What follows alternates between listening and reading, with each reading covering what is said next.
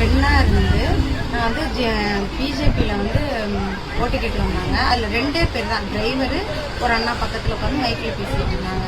அவங்கள்ட்ட நான் போய் கேட்டேன், உரிமைகளை பற்றி பேசிகிட்டு இருந்தாங்க. பெண்ணுக்கான உரிமைகளை வந்து நாங்கள் இந்த ஆட்சியில் தான் கொடுக்குறோம், மோடி ஆட்சியில் தான் தரோம் அப்படின்னு சொல்லிட்டு இருந்தாங்க.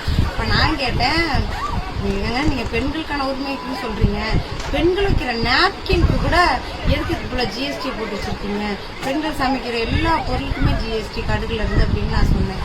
அதுக்கு அவங்க வந்து எவ்வளோ உனக்கு வந்து காசு எச்சா இருந்தா, நீ பணக்காரவங்களா இருந்தால் எவ்வளோ வேணாலும் நீங்கள் வாங்கிக்கலாம் அப்படின்னு சொல்லி சொன்னாங்க. அப்புறம் 1 தொட்டு 1 மக்களும் கேள்வி கேட்க ஆரம்பிச்சாங்க. அரிசி ஒருத்தர் கேட்குறாங்க, ஒருத்தவங்க சிலிண்டர் கேட்டாங்க. மக்களில் ஒருத்தியா நானும் கேட்டேன். ஆனால் எனக்கு அப்புறம் தான் எல்லாம் கேட்டாங்க. கேட்டு முடிச்சதுக்கப்புறம் அவங்களுக்குள்ள பேசிட்டு இருந்தாங்க. நான் வந்து கடைக்கு வந்துட்டேன். வந்ததுக்கப்புறம் கடைக்குள்ள நுழைஞ்சு ஒரு 10 பேர் உள்ள ஃபர்ஸ்ட் எடுத்து நீ வந்தாங்க. அதில் அடிச்சது 2 பேர். அடிச்சது செல்லெல்லாம் தூக்கி எறிஞ்சிட்டாங்க. தூக்கி எரிஞ்சு கீழே விழுந்துருச்சு. அதை எடுக்காமலேயும் மறுபடியும் அந்த பெரியவர் சின்னசாமிங்கிறவர் என்னை அடிச்சிட்டாரு. அடிச்சவனே அந்த செல்லை எடுத்துட்டு நான் என்னால் வீடியோ எடுக்க முடியல. தகாத வார்த்தையெல்லாம் விட்டுறாரு. நீ வந்து அவளை எவ்வளோன்னு சொல்லி தப்பானவளா அப்படின்னு சொல்லிலாம் பேசுறாங்க. நம்ம பேசுறதே அவங்க கேட்கல. ஆனா வந்து அவங்க தகாத வார்த்தை என்ன எதுக்குன்னு சண்டைக்கு வராங்கன்னு தெரியல. கேட்ட கேள்வி அங்க மெயின் ரோடு.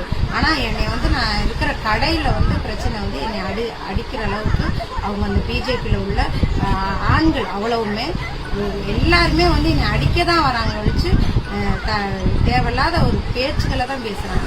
அப்படி இருக்கையில பெண்களுக்கான உரிமையை எப்படி நீங்க கொடுப்பீங்க அப்படிங்கிற கேள்விதான் எனக்கு.